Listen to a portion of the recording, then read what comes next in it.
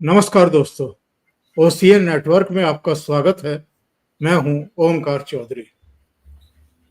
भारतीय मीडिया किस तरीके से पूरी तरह खुले चौड़े में खड़ा रहता है और उसको कुछ पता नहीं होता है। अब आप अंदाजा लगाइए कि नए उपराष्ट्रपति के लिए किस किस के नाम चलाए जा रहे थे। शेषाद्राचारी, मनोज सिन्हा, आरिफ मोहम्मद खान, और अभी तो 3-4 दिन से तो ऐसे ऐसे नाम लिए जा रहे थे जिनको पढ़ करके सुन करके ही आश्चर्य हो रहा था कि किस आधार पर। और ये सब मीडिया तब करता है जब उनको पता है कि 2014 से ही प्रधानमंत्री नरेंद्र मोदी ऐसे लोगों को लेकर के आते हैं जिनके नाम की कोई चर्चा ही नहीं होती है, वहां तक लोग पहुंच ही नहीं पाते हैं। अब आप देखिए उनके काम करने का तरीका। जब प्रणव दा जा रहे थे तो नए चेहरे की चर्चा हुई कि राष्ट्रपति कौन होगा, और अचानक पता लगा कि कानपुर के पास जन्मे रामनाथ कोविंद साहब जो हैं वो जो दलित वर्ग से आते हैं वो राष्ट्रपति होंगे। और लगभग यही हुआ। जब वो रिटायर हुए और फिर नए राष्ट्रपति को लेकर के चर्चाएं शुरू हुई, तब द्रौपदी मुर्मू का नाम सामने आ गया। उपराष्ट्रपति के रूप में भी ऐसा ही हुआ। और राजस्थान के मुख्यमंत्री तय करने हो, मध्य प्रदेश के मुख्यमंत्री तय करने हो, छत्तीसगढ़ के या उड़ीसा के, बाकी तो छोड़ दीजिए। 2017 में जब भारतीय जनता पार्टी की वापसी हुई थी उत्तर प्रदेश में, मनोज सिन्हा का नाम चल रहा था सबसे आगे, लेकिन आए कौन? योगी आदित्यनाथ। तो उनके फैसले कमाल के होते हैं। आज भी ऐसा ही हुआ। संसदीय बोर्ड की बैठक के बाद जेपी नड्डा सामने आए और उन्होंने घोषणा की कि सीपी राधाकृष्णन, जो इस समय महाराष्ट्र के राज्यपाल हैं, वो एनडीए के उपराष्ट्रपति पद के चेहरे होंगे और 21 अगस्त को वो नॉमिनेशन दाखिल करेंगे। अब ये राधाकृष्णन जी कौन है? ये आते हैं तमिलनाडु से।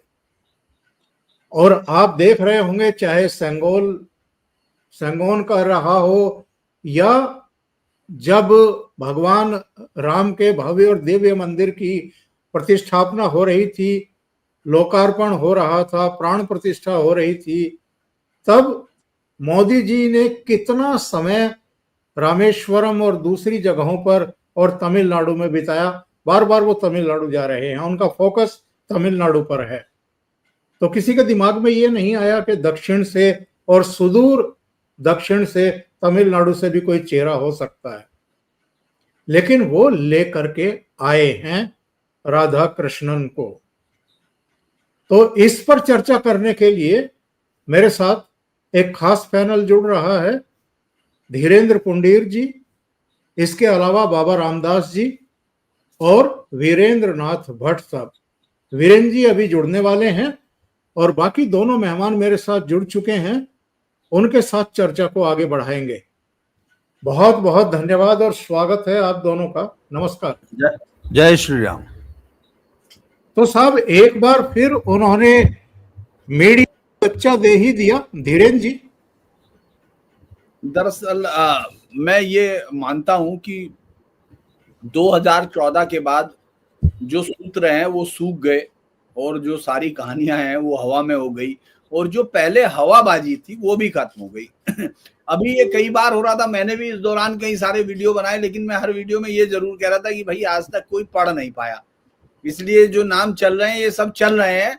और क्यों चल रहे हैं? क्योंकि दिल्ली जब आप जाते हैं, आपको बीट है, मान लीजिए आप तो हमारे एडिटर रहे हैं, तो आप मालूम है कि अगर मेरी बीट है तो मुझे शाम तक आपको कुछ तो देना है, तो मैं जिसके तिसके दफ्तर में बैठ के जो चाहे मुझे बता देगा, मैं वो आके कहानी आपको बता देता हूं। तो कांग्रेस बीजेपी के समय एक चीज स्टेब्लिश हुई, बहुत सारे लोग शायद इसको ये कहेंगे कि ये ट्रांसपेरेंसी या ये है वो है, नहीं, देखिए पार्टियां तो ऐसे ही काम करती हैं, क्योंकि सबसे पहले पार्टी की ताकत पॉलिटिक्स की जो एक चौंकाना है, सरप्राइज एलिमेंट, वो आपके उसमें होना चाहिए।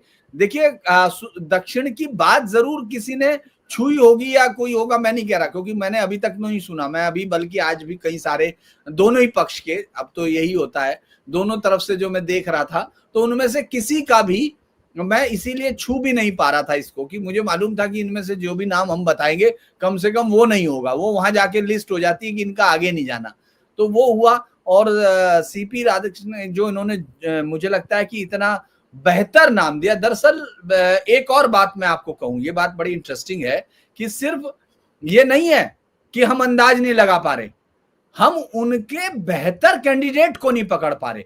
बीजेपी की जो मतलब एक रणनीति है, कोई भी रिपोर्टर उसको छूने में कामयाब नहीं हो रहा। अगर मैं ये कहूं, मोदी और उनके बीच में अगर एक चैश होती है, पत्रकारों में होता ही है, कोई वो नहीं, एक जो दिमागी लड़ाई होती है, उसमें मोदी बहुत आगे निकले हुए, कोई भी एक जगह पकड़ नहीं पा रहे हो। और ये मैं इसलिए नहीं कह रहा कि मुझे उनको पसंद करना या उनकी पार्टी, ये एक विशुद्ध पत्रकार की हार है ना, कि भाई आप मतलब इतने साल हो गए, अब तो 11 साल हो गए, अब तक तो हमको उनकी चालों का समझ में आना चाहिए कि वो ये सोच रहे होंगे, जैसे मनमोहन सिंह ये करेंगे, सबको मालूम था, इस पे साइन ही करेंगे, लेकिन अब ये कुछ समझ में नहीं आ रहा। और सीपी राधाकृष्णन का एक बहुत ही बेहतर सोचा समझा, बेहतर तो मैं इसलिए चूंकि उनके हिसाब से कह रहा हूं, क्योंकि हमको तो तभी पता चलेगा जब वो हमारे यहाँ उपराष्ट्रपति होंगे, लेकिन एक पार्टी किस तरह से डिसाइड करती है, किस तरह से चुनाव अपने लिए लोगों का सिलेक्शन करती है, और उसको मैसेज कैसे देना,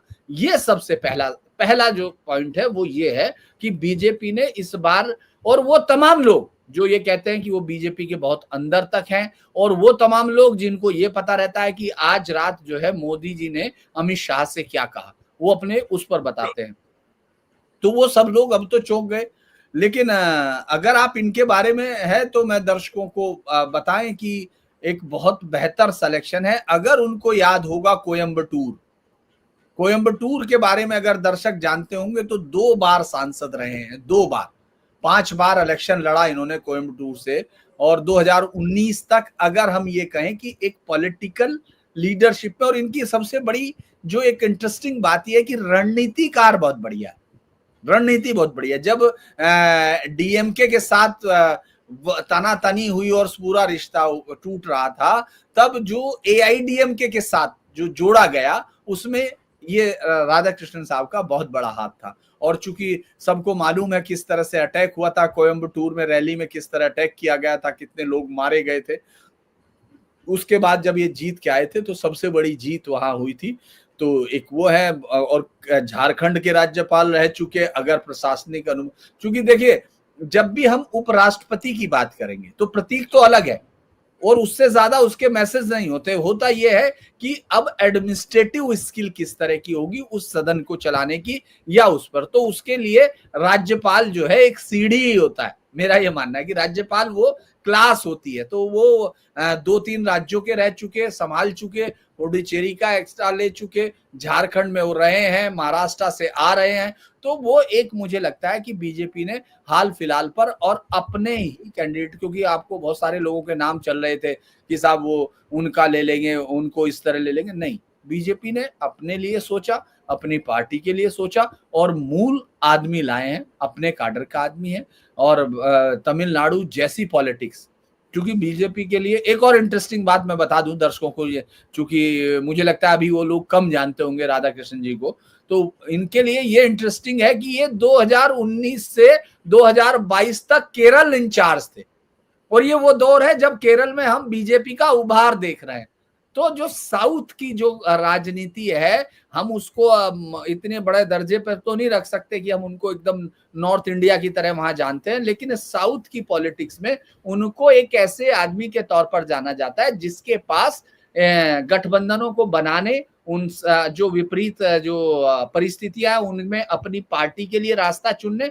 और आप देख रहे हैं 3 साल लगातार ये फिर अध्यक्ष भी रहे पार्टी का, मतलब वहां तमिलनाडु में। लेकिन आज और एक बड़ी रथ यात्रा निकाली, हम अनमक्कल जानते हैं, जो अभी अन्नामलाई ने निकाली थी, मेरे लोग मेरी जमीन, एक बड़ी यात्रा थी और बहुत ही बीजेपी को उसी तरह की एक यात्रा उन्होंने, जिसको रथ यात्रा का इनाम दिया था, पूरे उसमें एक बड़ी लंबी की। तो मैं ये कहूंगा पहले वाले उसमें, क्योंकि एक तो मुझे ये जानकारी देनी थी इसलिए थोड़ा लंबा मैं बोला कि क्या नहीं नहीं, सही है, बिल्कुल। क्योंकि सीपी राधाकृष्णन इसीलिए बेहतर है क्योंकि बीजेपी ने दोनों लक्ष्य साधे। क्योंकि सबसे बड़ी लड़ाई देखिए, मैं एक बात और भी मानता हूं कि आप एक बीजेपी हो या कोई भी पार्टी हो, उसके अंदर एक पैन इंडिया होने का भाव होता है जब इतनी ताकत। और तमिलनाडु में चूंकि उसको इतना ज्यादा, वहां जो सीधे तौर पर तमिलनाडु और कांग्रेस केरल, आपको मालूम होगा दोनों में इतनी जबरदस्त तरीके से बीजेपी से जो विपक्षी पार्टियां हैं व्यक्तिगत तौर पर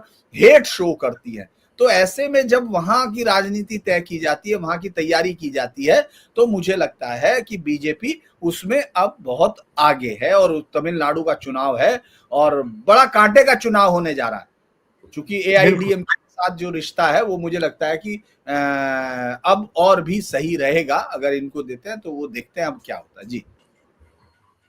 वैसे आपने प्रधानमंत्री नरेंद्र मोदी के बारे में एक शब्द यूज किया है, साधने की जो उनकी एक आदत है, प्रवृत्ति है। अब आप देखिए, फिर बाबा जी के पास जाता हूं।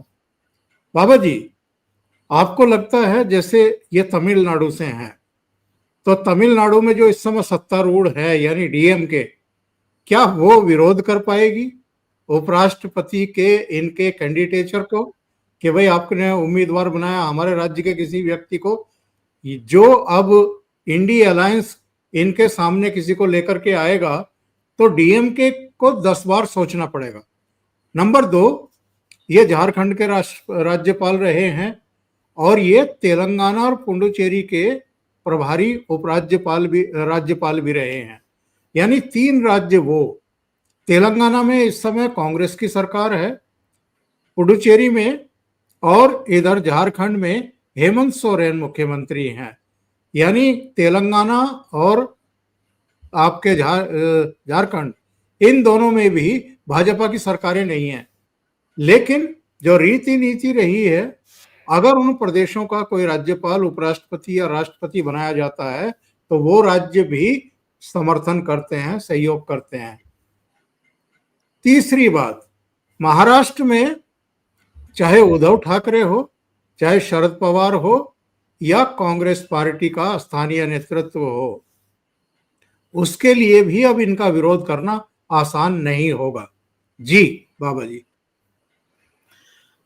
मुझे चौधरी साहब, मुझे एक मोदी जी का एक इंटरव्यू आता है, याद आता है। उसमें उन्होंने एक बात कही थी कि लोगों को ये गलतफहमी है कि सारे निर्णय मैं ही लेता हूं, I am a one man army, BJP में सब कुछ मैं ही करता हूं। जबकि सच ये है कि मैं कुछ नहीं करता हूं, मैं अपने सारे काम अपनी टीम पे छोड़ देता हूं और मेरे सारे काम मेरी टीम फाइनल करके मुझे रिपोर्ट करती है और मैं सिर्फ एक फाइनल निर्णय लेता हूं, होमवर्क सारा मेरी टीम करती है। सर, जब सीपी राधाकृष्णन जी का आज जब कैंडिडेचर डिक्लेयर हुआ ना, तो मुझे वो मोदी जी की बात याद आ गई और मुझे उनकी उस बात पे पूर्णतया विश्वास हो गया, क्योंकि ये अकेले मोदी जी का निर्णय नहीं हो सकता। इसके पीछे बहुत बड़ी रणनीति बनाई गई है, बहुत बड़ा होमवर्क हुआ है। और निश्चित रूप से वो जितने नाम चल रहे थे ना सर, वो मैं उनको हवा में इसलिए नहीं मानता हूं कि कम से कम 10 नामों में से एक छांटा होगा और इसके लिए बहुत बड़ी ब्रेनस्टॉर्मिंग हुई होगी और भाजपा संगठन के बड़े बड़े लोगों ने घंटों हफ्तों इस पे मेहनत की है, तब जाके। और इस पे बहुत सारे प्रोज एंड कॉन्स भी तो देखे गए होंगे ना। और इससे एक बात तो स्पष्ट हो गई सर, भाजपा ने अपने इरादे स्पष्ट कर दिए हैं कि अगला उनका जो निशाना है वो दक्षिण विजय का है। और वो दक्षिण में अपने जितने भी पॉलिटिकल कार्यक्रम हैं उनको लेके बहुत संजीदा है, बहुत सीरियस है। और सीपी राधाकृष्णन जी का चुनाव, भाई साहब आ गए। भाई साहब प्रणाम। वीरेंद्र जी नमस्कार। नमस्कार वीरेंद्र जी, आपका स्वागत है। तो सर, मुझे लगता है कि तमिलनाडु से एक इतने कट्टर, इतने जुझारू और हार्डकोर कार्यकर्ता संगठनकर्ता। अभी जैसे धीरेन्द्र भाई साहब इतना बड़े बढ़िया उन्होंने परिचय दिया, जो आदमी 5 बार कोयम्बटूर से चुनाव लड़ चुका है, और सर 2014 में तो किसी के साथ कोई गठबंधन नहीं था, इसके बावजूद लगभग 3,80,000 के आसपास वोट लिए थे इन्होंने। और सर संगठन के माहिर हैं, और जैसा कि आपने बताया केरल के जब प्रभारी थे तो केरल में भी भाजपा ने बहुत अच्छा परफॉर्म किया। और निश्चित रूप से सर अगला जो भाजपा का जो विजय रथ है ना, वो घूमना ही केरल, तमिलनाडु और बंगाल, ये 3 बड़े किले रह गए हैं, जिसमें तमिलनाडु तो सबसे ज्यादा, मतलब ये वो पका हुआ आम है जो कभी भी टपक सकता है भाजपा की झोली में, मैं ये मानता हूं। और राधा कृष्णन जी बहुत परफेक्ट कैंडिडेट भाजपा निकाल के लाई है, और भाजपा ने अपने आने वाले 10 सालों की रणनीति स्पष्ट कर दी कि अगले 10 साल क्या होने जा रहा है। और आप आने वाले सालों में तमिलनाडु की राजनीति में भाजपा का उफान देखेंगे। जी प्रणाम। बहुत महत्वपूर्ण बात बाबा जी आपने कही है। वीरेंद्र जी का भी स्वागत कर लेते हैं। वीरेंद्र जी, आप तो अभी दफ्तर से ही आ रहे हैं और आपको जानकारी होगी ही कि उपराष्ट्रपति के लिए राधा कृष्णन जी को बीजेपी ने अपना कैंडिडेट खड़ा किया है। मुझे लगता है वीरेंद्र जी, कई बार कुछ घटनाएं, दुर्घटनाएं शायद शुभ के लिए होती हैं। अब धनखड़ साहब को जिन स्थितियों परिस्थितियों में जाना पड़ा, उन पर हम आज क्या चर्चा करें, पर एक अपॉर्चुनिटी बीजेपी के लिए और दक्षिण का एक चेहरा उपराष्ट्रपति पद के लिए। देखिए, शुभ अशुभ तो आप तो छोड़ दें जोशियों के लिए, लेकिन भारतीय जनता पार्टी का जो पॉलिटिकल मार्च है पूरे देश में, अभी अगस्त में ही केरल से एक व्यक्ति को राज्यसभा में नॉमिनेट किया गया है, सदानंद को, जिनके पैर दोनों काट दिए थे ये कम्युनिस्ट पार्टी के लोगों ने, और उसके बाद अब ये घटना हुई है। तो कोयम्बटूर जो है, भारतीय जनता पार्टी ने बहुत परिश्रम किया है, और पिछले 30-35 सालों से बीजेपी का यहाँ अच्छा जनाधार रहा है। और यहाँ आपको याद होगा, ये वही शहर है जहाँ पे जो आपका मदनी है, जिहादी आतंकवादी केरल का, उसने ब्लास्ट किया था यहाँ पे, और एल.के. आडवाणी की सभा में। आज कम से कम 28-30 साल हो गए, लेकिन और उसमें बहुत लोग मारे गए थे, लेकिन आडवाणी जी बच गए थे। तो ये गढ़ भी है आपके जिहादियों का। तो और बीजेपी के बारे में जो लोग जो राजनीति को लूडो का खेल समझते हैं, उनको ये बात ध्यान से देखनी चाहिए कि पिछले 30 साल से जितने संगठन के स्तर पर परिश्रम करके बीजेपी ने अपना जनाधार बढ़ाया है, आसाम है, त्रिपुरा है, झारखंड तो जब बिहार नहीं बना था, वो आपका दक्षिण बिहार था, वहां पे बीजेपी और आरएसएस के लोग पिछले 50 साल से काम कर रहे हैं। 90 में बीजेपी का कोई खास नाम लेवा बिहार में नहीं था, और अब तो लगता है कि अगले चुनाव में जो होने जा रहा है 2 महीने में, बीजेपी अपने बल पे सरकार बनाएगी। कर्नाटक में 90 में बीजेपी कहाँ थी? आज BJP is a big force. Andhra में और तेलंगाना में भी अब वो अपना स्थान बना रही है। केरल में वो जो है डबल डिजिट के वोट शेयर पे आ गई है। तमिलनाडु में डबल डिजिट के वोट शेयर पे आ गई है। अन्नामलाई जो फॉर्मर आईपीएस अफसर हैं, जो अध्यक्ष थे हाल तक बीजेपी के, उन्होंने बहुत परिश्रम किया है, पदयात्राएं निकाली हैं। तो बीजेपी का जो ग्राफ है वो लगातार चढ़ रहा है, और जो पॉलिटिकल प्रोसेस को, इलेक्टोरल प्रोसेस को, राजनीति को स्टडी करते हैं, उनको ये देखना चाहिए कि 11वां साल पूरा है नरेंद्र मोदी का, 11 साल पूरे हो गए, अभी भी ये एंटी इनकम्बेंसी नाम की जो विधा राजनीति में है, वो खाली भारत में है, यानी सत्ता विरोधी रुझान। राहुल गांधी और खड़गे ने आज कितना जहर उगला है सासाराम बिहार में, ये सब आपको मालूम ही हो गया होगा। और ये लोग इतना तिलमिलाए हुए हैं, इतना बेचैन हैं, लेकिन इनको ये नहीं मालूम है कि निष्ठा के साथ, समर्पण के साथ, अपने विचारधारा, अपने कार्यक्रम के प्रति निष्ठा से लगातार परिश्रम का कोई विकल्प नहीं है। ये आपने झूठ का पहाड़ खड़ा किया है।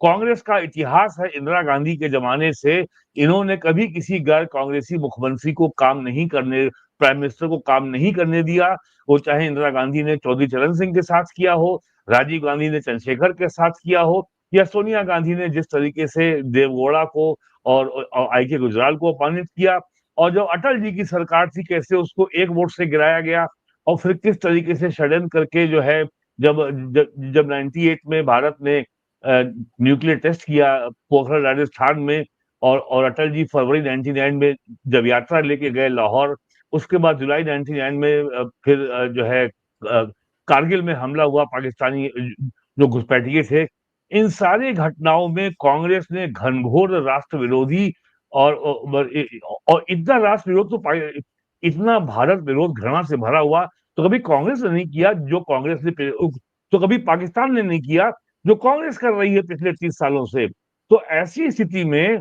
प्राइम मिनिस्टर का और बीजेपी का ये निर्णय इस बात को दिखाता है कि एक बहुत ही मैच्योर और बहुत ही संयम से काम करने वाला जो नेतृत्व है वो हल्की फुल्की बातों पे ध्यान नहीं देता।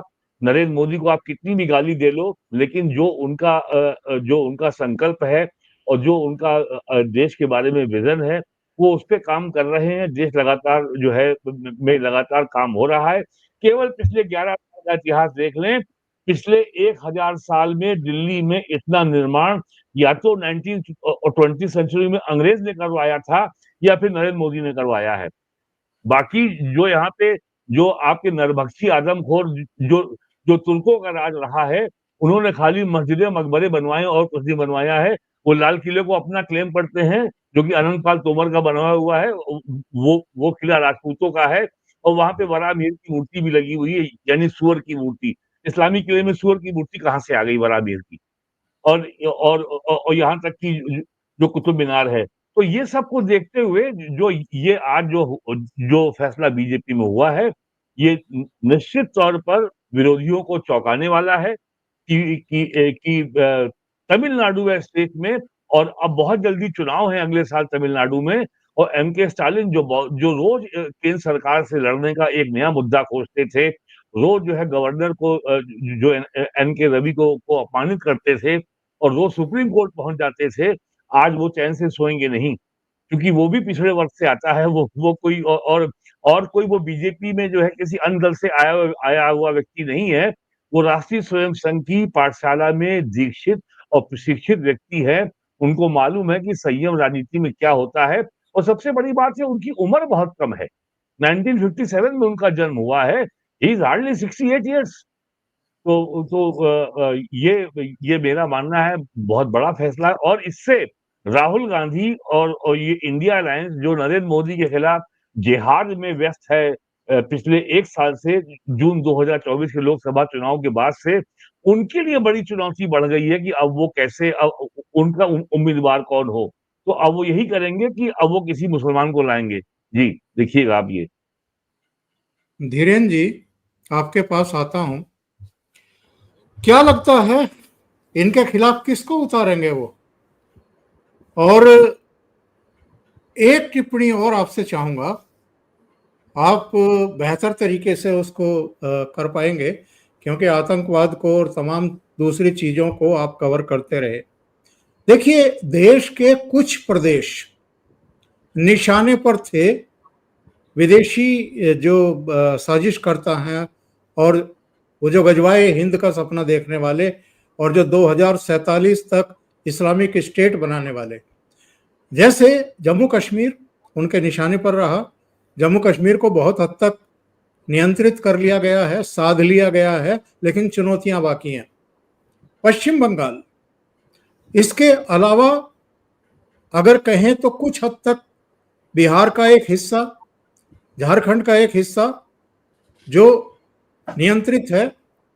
एक पूरा लाल डोरा था काठमांडू से लेकर नीचे तक, उसको नियंत्रित किया गया है नक्सलियों का। असम, केरल, ये तो पूरी तरीके से बर्बाद होने की राह पर थे।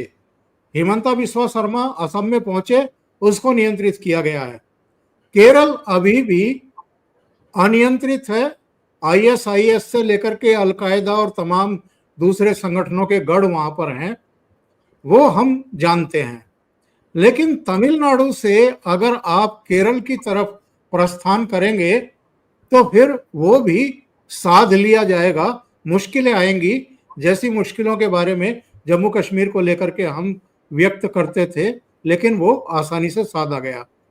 अगर पश्चिम बंगाल में भारतीय जनता पार्टी आ जाती है इस बार के झटके में, तो समय लगेगा, लेकिन वहां भी नियंत्रित किया जा सकता है। तो जो प्रधानमंत्री कह रहे थे अभी लाल किले की प्राचीर से कि डेमोग्राफिक चेंज किए जा रहे हैं और साजिशन किए जा रहे हैं, तो मुझे लगता है कि जो धीरे धीरे ही सही बीजेपी उस लक्ष्य की तरफ बढ़ती दिखाई दे रही है। देखिए, तमिलनाडु की पॉलिटिक्स में और खासतौर से चूंकि हम बात कर रहे हैं कोयम्बटूर से, तो ये जो 14 फरवरी को हुआ था 1998 में, ये धमाके हुए थे और ये धमाकों में 58 लोग मारे गए थे। एक साथ 12 धमाके हुए थे, बहुत बड़े धमाके थे, पाइप बम्स और उन सब का इस्तेमाल किया गया था। और अभी जब उसका आरोपी वापस गया था केरल, तो एयरपोर्ट से लेके वहां तक उसका जुलूस निकला था, बहुत बड़ा जुलूस। दरअसल नॉर्थ इंडिया को एक कहानी बेची गई और बहुत बड़ी कहानी बेची गई कि केरल जो है सबसे ज्यादा साक्षरता का, और ये नॉर्दर्न इंडिया के राज्यों को बहुत नीचा वहां दिखाया गया। अगर आप वहां देखेंगे, हम लोगों ने 80 के बाद मतलब छिटपुट छोड़ दीजिए यूपी या उसमें कि भाई वो जो इलाके में होता था तो वो कोई किसी क्रिमिनल के नाम से नहीं होता था, वो जातीय आधार पर हो सकता था। लेकिन आप ये देखेंगे कि वहां हिंसा इतनी जबरदस्त थी कि वो 60 से आप उनको देखिए, लगातार हिंदू संगठनों को मारा जा रहा है, काटा जा रहा है। केरल में कोई जानता नहीं था और हिंसा वहां की पॉलिटिक्स का कैरेक्टर बन चुकी। सबसे बड़ी साक्षरता है, लेकिन सबसे ज्यादा आतंकी वहां से विदेश में एक बार में गए। बल्कि वहां एक गांव है जिसमें सारे, जहां से ये लोग गए थे, मतलब लोग सोचते हैं कि बिना जड़ के पेड़ हवा में होते हैं, फल आ जाते हैं। ये कोई सोचता है, पता नहीं कैसे सोचते होंगे। ISIS के लिए जो लोग गए थे, उससे पहले बाकायदा एक खबर आई थी कि पूरे उसमें एक सरिया आधारित गांव है, उन्होंने अपने से बना लिया, उसमें सब कुछ सरिया के हिसाब से चलता था। ये सब वहां, ये सब चीजें थी, कोयम्बटूर था। तो इसीलिए ये जो एक बड़ी लड़ाई अभी भी इस सरकार को लड़नी है। देखिए, गोपी जीत के आए हैं, सुरेश गोपी आए हैं, और इधर से हम बात करें तो ये जब 98 में जीते तो उस वक्त ये चमत्कार ही माना गया था, क्योंकि 2 दिन बाद वोट होना था और उसमें इनमें से 3 सीटें इनको, बीजेपी को उस समय मिली थी। लेकिन CP राधाकृष्णन वो थे जो एक लोकप्रिय कैंडिडेट के तौर पर थे, मतलब जनाधार उस तरह का नहीं था, लेकिन वो उसके संगठन के आदमी थे। और उसके बाद 99 भी जीते, अगले साल वो जीते। उसके बाद फिर उनका गठबंधन हुआ DMK से, और फिर उसके बाद एक अलग अलग, थोड़े समय में लोग आज भले ही भूल जाएं, लेकिन स्टालिन भी बीजेपी के साथ ही रहा है 2004 तक। 2004 में टूट के कांग्रेस में गया और उसके बाद वहां। तो ये जो पूरा इलाका है जिसके लिए आपने बात की, डेमोग्राफी, अब वहां डेमोग्राफी इस तरह चेंज हो रही है कि कोई समझना नहीं चाहता था। 1996 में, मुझे लगता है वीरेंद्र जी को मालूम होगा अच्छे से, वीरेंद्र सर उसको जानते हैं, 95-96 में फर्स्ट टाइम केरला की कोर्ट में पुलिस ने इस वर्ड का इस्तेमाल किया था, लव जिहाद। उस समय जो है, उस समय कांग्रेस के एक क्रिश्चियन मुख्यमंत्री थे। हाँ, और ये जो है किया गया था क्योंकि CPM के लोगों ने, उसमें कोई केस था उसमें, और मुझे जहां तक याद है बेहरा का नाम शायद था, हालांकि बाद में बेहरा तो 85 के शायद थे, 85 बैच के। तो उसके बाद ये जो है पूरी दुनिया में फैल गया, पूरे भारत में वो देखा किस तरह से वहां धर्मांतरण हो रहा था कि हिंदुओं को ये समझ में नहीं आ रहा था कि उनके साथ कुछ हो रहा है। वो तो वहां जान बचाते दिख रहे थे, लेकिन नॉर्दर्न इंडिया में कहानी बेची जा रही थी कि बहुत ही साक्षर स्टेट है, वहां की प्रगति को आपको देखना है। वो धीरे धीरे मिल किया जा रहा था, बुरी तरह काटा जा रहा था। उसी तरह से अचानक आप जब ये बीजेपी सरकार आती है तो ये देश नहीं समझ रहा था।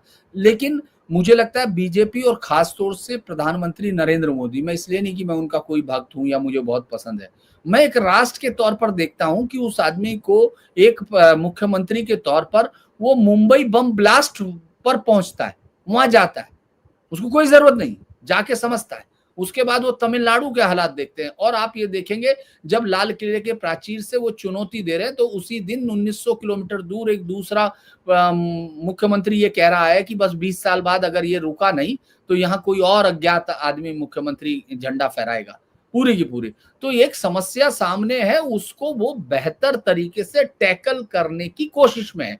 ये जो लड़ाई है, ये जो जीत है, बीजेपी की जो लड़ाई होती है वो वहां बहुत सारे नेचुरल उनको जो कॉम्बिनेशंस है, परम्यूटेशंस है, उनको तोड़ती है, उनको नई चीजों में आती है। जैसे आपने देखा होगा केरल में सबसे बड़ी एक जो बीजेपी के लिए, वरना तो ये सोचा जा रहा था कि सब 45-46% हिंदू हैं, और वो हिंदू चूंकि बेसिकली वहां हिंदू सीपीएम का वोटर होता है, लेफ्ट का वोटर होता है, कांग्रेस का वोटर वहां हिंदू नहीं होता है, सिर्फ कुछ को छोड़ दो तो, वरना वहां बेसिकली कांग्रेस बीजेपी सीपीएम जो है हिंदू वोटर्स पर है, और कांग्रेस जो है मुस्लिम वोटर्स प्लस क्रिश्चियन वोटर। अब क्रिश्चियन वोटर ये समझ गए, चूंकि ये कैसे आया, जब बीजेपी आई, जब प्रधानमंत्री मोदी ने इस चुनौती को सामने लिया कि साहब ये धर्मांतरण और ये तमाम चीजें, इन पर बात होनी चाहिए, तो पता चला जितने भी सारे जितने वो चर्च थे, जो चूंकि केरल की और इंटरेस्टिंग बात है, मुझे लगता है बहुत लंबा, चूंकि उस सब को मैंने बहुत गौर से देखा हुआ वहां जब चुनाव कवर कर रहा था, तो वो वहां जो दुनिया में नहीं है, अब जो बेसिक सीरियन जो क्रिश्चियनिटी है वो वहां उसके सारे मौजूद हैं।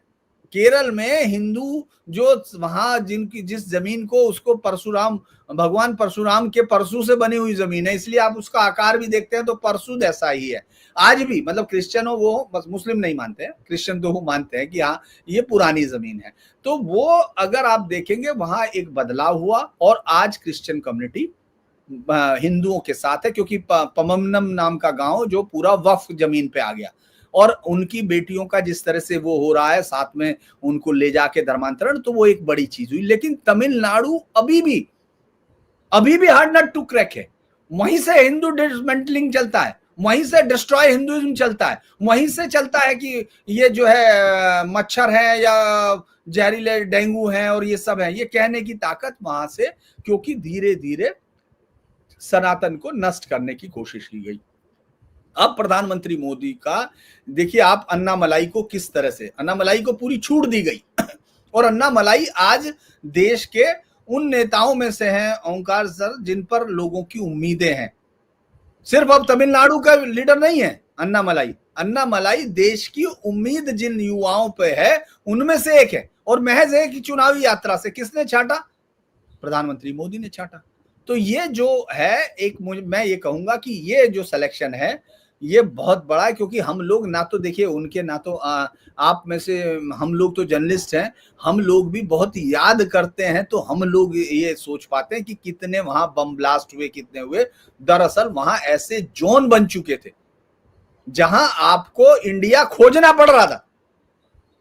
अब वो चर्चा है, और इस तरह से मुझे लगता है कि सीपी राधाकृष्ण आते हैं तो आप ये सोचिए कोयम्बटूर वापस लौट आता है, कोयम्बटूर की वो घटनाएं आती हैं। और चूंकि दूसरा उदाहरण और आता है कि जब केरल से भेजा गया तो वो भी वही किया गया, तो ये एक बहुत बड़ा वो है। तो ये सोचा समझा है, ये ऐसा नहीं है कि बस ऐसे ही उन्होंने यहां से उठा लिया और उपराष्ट्रपति, नहीं, ये एक बहुत वेल थॉट, वेल रिसर्च कि किस तरह से अब चुनौती क्या होगी, क्योंकि इधर नॉर्दर्न इंडिया में कम से कम उत्तर प्रदेश में उनके पास योगी आदित्यनाथ जैसा मुख्यमंत्री है जो चुनौती से सीधा टकराता है, और कम से कम प्रधानमंत्री मोदी आराम से सोते हैं कि हिंदुत्व के मसले पर कोई सौदा नहीं होगा। जी, आगे बढ़ने से पहले मैं अपने सभी दर्शकों से एक निवेदन जरूर कर लूं, आपको अगर प्रोग्राम अच्छा लग रहा है तो लाइक जरूर करें, और अपने मित्रों को, अपने दोस्तों को या ग्रुप्स में इस वीडियो को जरूर प्रेषित करें, अग्रसारित करें, ताकि अधिक से अधिक लोगों तक ये पहुंच जाए। अब मैं आता हूं बाबा जी आपके पास, जिस मूल विषय पर आज हम चर्चा करने वाले थे, और अचानक जब जेपी नड्डा की प्रेस कॉन्फ्रेंस हुई तो मुझे फिर पहले ये विषय लेना पड़ा कि उपराष्ट्रपति जो हैं वो एनडीए की तरफ से कौन कैंडिडेट होंगे। मूल विषय ये था जिस पर मैं आज चर्चा करने वाला था कि सीईसी की तरफ से एक प्रेस कॉन्फ्रेंस आयोजित की जाती है, और उसमें भले ही राहुल गांधी का नाम नहीं लिया गया है, लेकिन प्रेजेंटेशन का जिक्र किया गया, वहां जो कुछ प्रस्तुत किया गया वो उस पर सवाल खड़े किए गए और सीईसी ने ये कहा कि जो डेटा वहां पर पेश किया गया वो चुनाव आयोग का है ही नहीं। तो एक तरीके से उन्होंने कहा है कि ये फ्रॉड गर्दी है और ये झूठ बोला जा रहा है। और उन्होंने फिर से कहा कि या तो आप उस पूरे डाटा पर को नक्की करके एफिडेविट दाखिल करके उस पे प्रस्तुत करिए, नहीं तो पूरे देश से माफी मांगिए झूठ बोलने के लिए। कांग्रेस करेगी क्या ऐसा? सर ऐसा कांग्रेस बिल्कुल नहीं करने जा रही है, पहली बात। और दूसरी बात है कि एक तो मैंने वो प्रेस कॉन्फ्रेंस देखी जिस तरीके से सीईसी ने सभी पत्रकारों से 5-5 करके सवाल लिए और उन सबका बिंदुवार क्रमवार एक एक मतलब प्रश्न का उत्तर दिया। प्लस उन्होंने जो सर ये कहा ना कि 1 हफ्ते के अंदर हल्फनामा चाहिए, नहीं तो मान लिया जाएगा कि आरोप झूठे हैं और मैलिशियस हैं। सर इसके अब इतने भरने से काम चलने नहीं जा रहा है। I think CEC should take legal action against Rahul Gandhi and the Congress party, number 1। Number 2, ये सिर्फ उनसे मतलब ये मान लेना कि भाई आपने झूठा आरोप लगाया और बदनाम किया, वोटर्स को बदनाम किया, पूरे लोकतंत्र को बदनाम किया, एक कॉन्स्टिट्यूशनल बॉडी को बदनाम किया, और हम आपके ऊपर कोई लीगल एक्शन न लें सर, इससे निराशा आएगी। आज भारत की जनता ये चाहती है कि ऐसे झूठे आरोप लगाने वालों पे सीईसी आगे बढ़कर खुद एफआईआर कराए और बाकायदा इनको कोर्ट में घसीटे। मतलब there should be legal proceedings against Rahul Gandhi. और सर दूसरी बात है कि जी बाबा जी, आज जो है सीईसी ने कहा है ना कि हमारा ग्रेडेड रिस्पांस है। अगर राहुल गांधी की माफी नहीं आती है तो अगला कदम ये होगा कि चुनाव आयोग कांग्रेस को नोटिस जारी कर सकता है कि क्यों ना आपकी मान्यता समाप्त कर दी जाए, या क्यों ना आपका चुनाव चिन्ह को फ्रीज कर दिया जाए। ये आरपीएक्स में बहुत पावर्स हैं चुनाव आयोग को, और सर उन पावर्स का इस्तेमाल करने का मुझे अब लगता है कि समय आ गया है और बहुत जरूरी हो गया है, क्योंकि भारत की जनता अब इतनी सख्ती चाहती है। क्योंकि अब सर एनफ। अच्छा, एक चीज जो सबसे गंभीर बात मैं देख रहा हूं कि जब से इन्होंने ये सीईसी पे झूठे आरोप लगाने शुरू किए हैं, social media is full of such propaganda, जहां पे लोगों को उकसाया जा रहा है कि तुम सड़क पे उतर के आओ। और मैंने ऐसे वीडियोस देखे हैं, बेशक वो एआई जनरेटेड थे, जहां पे पब्लिक जो है वो मोदी जी को मारने के लिए दौड़ा रही है और मोदी जी भाग रहे हैं इस प्रकार, और लोगों को बाकायदा उकसाया जा रहा है कि तुम सड़क पे उतर के आओ। पर विडंबना यह है कि एक भी आदमी सड़क पे नहीं उतरा। और जब जस्टिस पारदीवाला ने बेजुबान बेचारे दिल्ली के कुत्तों पर एक तरफा जब फैसला सुनाया, तो सर पूरी दिल्ली सड़कों पे उमड़ आई उन कुत्तों के फेवर में। आप बताइए ना। राहुल गांधी भी, हाँ, इंक्लूडिंग राहुल गांधी। तो कांग्रेस के आरोपों पर सर कांग्रेस के आरोपों पर कोई विश्वास नहीं करता, इसलिए किसी ने रिस्पॉन्ड नहीं किया। और कुत्तों के फेवर में दुनिया है और लोग कुत्तों के समस्या से जेन्युइनली कंसर्न्ड है। कुछ लोग जो मानते हैं कि कुत्ते मैनेस हैं, उनके पास भी सॉलिड तर्क है, और कुछ लोग कहते हैं कि नहीं भाई कुत्तों को भी जीवन का अधिकार है, उनके भी अपने तर्क हैं। दोनों लोग कुत्तों की समस्याओं से रिलेट करते हैं, इसलिए सड़कों पर उतर आए। तो राहुल गांधी को सर ये इंट्रोस्पेक्शन की जरूरत है कि मेरे आरोपों को इस देश में कोई सच मानता भी है। मैंने अब अपनी तरफ से तो आपने एटम बम फोड़ा था ना, तो not even a single person responded. आपके चमचों और आपके चमचे यूट्यूबर्स और आपके चमचे 2-4 पत्रकारों को छोड़ के आप बताइए किसने इनके आरोपों का संज्ञान लिया?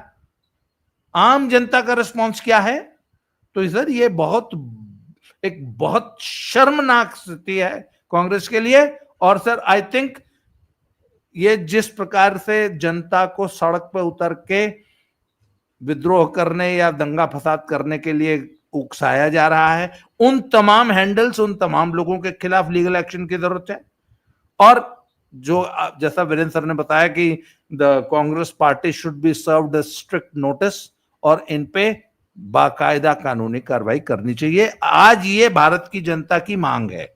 जी, मैं वीरेंद्र जी से तो ये पूछूंगा कि वीरेंद्र जी, इनका तो कंटिन्यूअसली जारी है। बिहार में भी आज आप राहुल गांधी का भाषण सुन लो, खड़गे का सुन लो, तेजस्वी का, लालू यादव की सुन लो, वो कंटिन्यूअसली उनका वही जारी है, वही दुष्प्रचार, वही सब बातें, वही मोदी जी के बारे में जो उल्टा सीधा वो कह सकते हैं कह रहे हैं। इनका उपचार क्या है, समाधान क्या है? और धीरेन्द्र जी से मैं लास्ट में ये कमेंट चाहूंगा, अभी बाबा जी ने कहा कि सब एआई जनरेट है, लेकिन मोदी जी को दौड़ाते हुए लोग दिखाई दे रहे हैं, तो ये सोशल मीडिया मंचों का इलाज क्या है?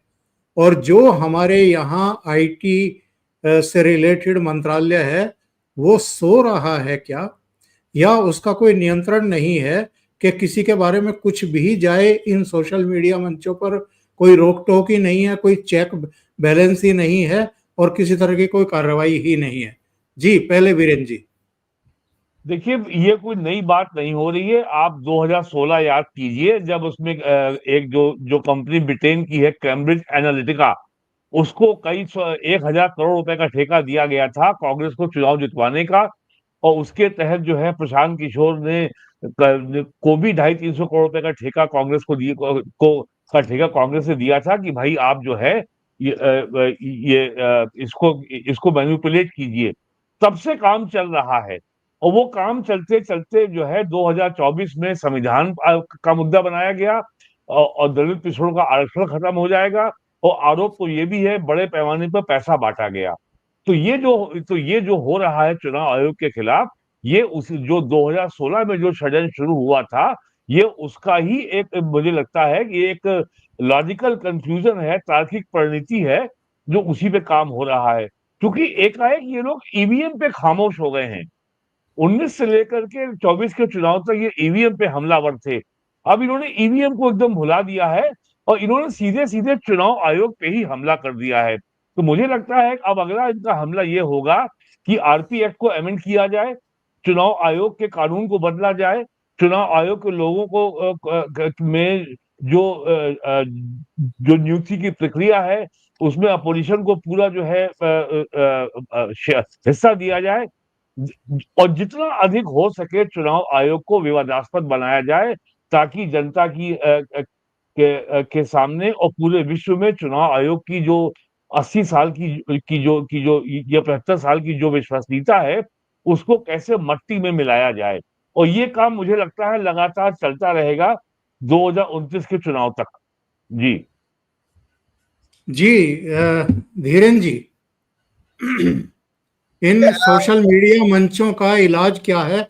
और उससे पहले मैं दर्शकों से निवेदन कर दूं, धीरेन्द्र पुंडीर जी का चैनल है, धीरेन्द्र पुंडीर न्यूज़ पॉइंट, उस पर आप जरूर जाएं और उसको लाइक भी करें, वीडियो को अग्रसारित भी करें, और जिन्होंने सब्सक्राइब नहीं किया है जरूर सब्सक्राइब करें। धन्यवाद सर। दरअसल मुझे लगता है कि ये बहुत दिनों से सवाल एक आता रहा, और ये मैं हमेशा से इस बात का हामी रहा हूं, जब जर्नलिज्म में रहूं या अब यूट्यूब पर हूं। मैं धीरेन्द्र जी, मैं एक निवेदन बाबा जी के चैनल के लिए भी कर देता हूं। स्लो जिंदगी करके बाबा जी का चैनल है, वो बाबा जी की खरी खोटी वाला तो कई तरह के झमेलों में यूट्यूब ने फंसा के रखा हुआ है कुछ दूसरे लोगों ने। आजकल वो स्लो जिंदगी पर आते हैं, तो स्लो जिंदगी को भी आप सब्सक्राइब जरूर करें और देखें। जी धीरेन्द्र जी, मैं हमेशा एक बात मानता हूं कि जो ये लोग कहते हैं ना इतने सालों से कि ऑटो रेगुलेटेड है या ये सब ऑटो वो है, ये सब चीजें बेकार की होती हैं। क्योंकि ये सवाल तो अगर और किसी को याद नहीं आता तो नेहरू के ही सवाल पे पूछा जा सकता है कि जब कहा गया कि प्रेस इंडिपेंडेंस, तो उसने कहा किसकी इंडिपेंडेंस? मालिकों की। प्रेस मालिकों की या किसकी, क्योंकि ये सवाल तो हमेशा खड़ा रहेगा। लेकिन आपको कोई ना कोई एक सम्यक वो जरूर होगी कि कोई चीज तो होगी जो आपको रोकेगी, कोई चीज तो होगी। क्योंकि देखिए इस समय इस देश में हम ऐसे नेता को भी देख रहे हैं जो सीधे तौर पर ये नहीं कह रहा कि साहब मुझे विपक्षियों से निपटना, मुझे इससे निपटना है, जो रेफरी को पीटना चाहता है, संवैधानिक को, जो ये कह रहा कि तुमको, आज कई बार मैं सुन रहा था, कई बार उनका वो रुका राहुल गांधी का कि हम तुम, फिर कहा कि कानून तुमको पकड़ेगा, वो धमकियां। तो ऐसे समय में जब इनके मतलब जो उनसे ऊर्जा पा रहे हो वो लोग कहां तक पहुंचेंगे? तो ये बात तो कभी सीमाएं मानी नहीं गई। अब जब आपके पास ये होता है कि आप आतंकियों के या किसी के हैंडल को बंद कीजिए, तब भी आपके पास वहां जाता है, और कोई भी सरकार उनसे टकराने से नाकाम रहती है। और अगर कभी टकराना चाहती है तो कोर्ट आ जाते हैं, कोर्ट ऐसी ऐसी व्याख्या देने लगते हैं। मैं तो कई बार इसलिए भी हंसता हूं क्योंकि स्टिंग ऑपरेशंस में मुझे कई बार, और बहुत सारे सैकड़ों केसेस में हूं मैं जिनमें गवाह हूं, तो मैं हंसता हूं कि उनको फ्रेम का मालूम नहीं है, लेकिन वो पूरे देश को अभिव्यक्ति समझा रहे हैं। दरअसल अगर सोशल मीडिया एक सम्यक बंधन नहीं लगाया गया तो इस देश की आजादी को सबसे बड़ा खतरा उन्हीं का है, किसी और का नहीं। आप देख रहे होंगे, क्योंकि एक लिमिट होगी ना, कोई चीज होगी, कोई जर्नलिस्ट होगा, कोई चीज तो होगी। अब आप ये सोचिए, मैं इसको ऐसे उदाहरण से लोगों को समझाता हूं कि मैं आर्ट का एमए किया हुआ हूं, लेकिन मैंने पूरी पढ़ ली है, मैंने बायोलॉजी की किताबें पूरी पढ़ ली, न्यूरोलॉजी की, तो तुम मुझसे ऑपरेशन कराओगे क्या ब्रेन का? कोई कहेगा पागल है क्या? उसी तरह से आप ये सोचिए कि ये सोशल मीडिया पे जो मिनेस है, हर किसी को आपको कोई चेक एंड बैलेंस ही नहीं है। तो इस पर चेक एंड बैलेंस, सरकार को इस पर बहुत विरोध होगा। लेकिन यार प्रधानमंत्री मोदी खुद कहते हैं कि भाई विरोध तो होगा ही, विपक्षी तो विरोध ही करेंगे, तो उनको इस पर भी ध्यान देना पड़ेगा। एक तो सबसे पहले हमको हमारा नेटवर्क वाकई स्टेब्लिश करना होगा। वो कुकू या कुछ इस तरह हुआ था, वो कुकू नहीं चल पाया, लेकिन इनको इस बार एक बड़ा लाना होगा। क्योंकि देखिए विरोध का मतलब सिर्फ विरोध नहीं होता, लेकिन देश के विरोध सीमा, आप ये देखिए कल उस पूजा पाल जो एक विधायक हैं यूपी की, वो इस्तीफा देती हैं और उमेश यादव या कुछ करके क्या क्या गालियां वो लिख रहे हैं, ये झूठ कैसे दी? आज उस पर एफआईआर हो गई है, एफआईआर हो गई हो तो मुझे मालूम, लेकिन आप ये सोचिए ना कि वो हुआ क्या है। नहीं सर, पर उस उमेश यादव के मुंह से एक शब्द नहीं फूटा जब उस मौलाना ने डिंपल यादव के लिए वो अपशब्द कहा था। हाँ नहीं, सही बात कह रहे हैं आप।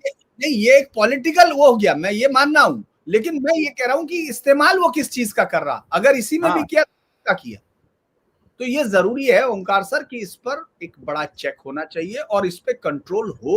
और कोर्ट में कई बार क्या होता है, सरकारें झिझकती हैं कोर्ट के सामने टकराने से। इस बार पहली बार आप देख रहे हैं कि सरकार, चुनाव आयोग ने जाके कहा कि ये आपका राइट नहीं है, फिर सरकार पहुंची। कल का सरकार का अगर वो आप देखते हैं हलफनामा, वो अद्भुत है। वो पहली बार वो कह रहा है कि यार आप कर क्या रहे हैं, आप एक संवैधानिक अराजकता को आमंत्रित कर रहे हैं। अगर कल को कोई सिस्टम मान लीजिए खाली हो गया, सपोज करो, उन्होंने लिखा वो अपने उसमें कि अगर कोई अंग काम नहीं कर रहा है तो दूसरा उसकी स्पेस को ले थोड़ी लेगा। ऐसे तो फिर सुप्रीम कोर्ट में 5,000, मतलब पूरे देश में 5 करोड़ मुकदमे पेंडिंग है, विधायक ही खुद लगा लेंगे अदालत, क्योंकि आपका काम ही नहीं कर रहा सिस्टम। तो इसीलिए सोशल मीडिया पर सरकार को सामने आना चाहिए और इस पर एक सम्यक, फिर यही होगा कि भाई क्या होगा, लेकिन इस मेहनत से तो बुरा हो, इससे तो ज्यादा सही होगा। क्योंकि इस समय पूरे देश को आप देखिए, हिंदुस्तान के खिलाफ सबसे ज्यादा नारे यहाँ लग रहे हैं, पाकिस्तान के झंडे यहाँ पर आए जा रहे हैं, सब चीजें, तो फिर आपका कंट्रोल क्या है भाई? तो इसीलिए भारत को एक सिस्टम खड़ा करना पड़ेगा और इनसे टकराना पड़ेगा। जी सर, बहुत बहुत धन्यवाद। और कार्यक्रम के अंत में एक अपील, अगर आपको कार्यक्रम अच्छा लगा है तो लाइक जरूर करें, वीडियो को अपने मित्रों को भेजें, और अगर आप कंट्रीब्यूट करना चाहते हैं तो नीचे लिंक दिए हुए हैं, वहां आप कंट्रीब्यूट कर सकते हैं। बहुत बहुत धन्यवाद धीरेन जी, बाबा जी और वीरेन जी जुड़ने के लिए और महत्वपूर्ण विषय पर चर्चा करने के लिए। Thank you so much. नमस्कार।